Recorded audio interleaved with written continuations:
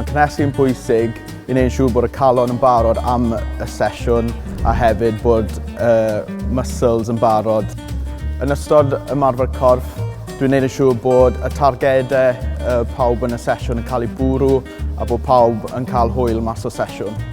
Yn y adfer, dwi'n gwneud yn siŵr bod y calon yn dod lawr yn barod am y sesiwn i benni a hefyd bod ni'n stretcho mas y muscles, paratoi trwy wneud cynllun sesiynau a hefyd bod ni'n gwaith tîm, bod fi'n deall be mae angen mas o sesiwn i pawb a sut i ymdopi. Byddai'n paratoi trwy wneud cynllun sesiwn, neu'n siŵr bod popeth wedi cael ei paratoi'n iawn, bod y sesiwn yn rhedeg yn llyfn a hefyd bod y cyfarpar yn barod cyn y sesiwn.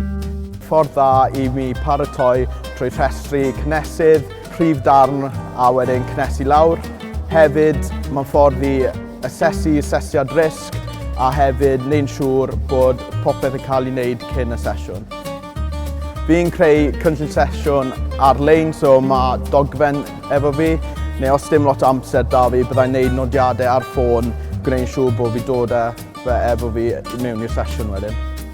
Mae cynllun sesiwn yn bwysig i wneud yn siŵr bod pob rhan o'r corff yn cael ei targedu a bod y gwerth yn gallu mynd yn llyfn a bod pawb yn cael hwyl.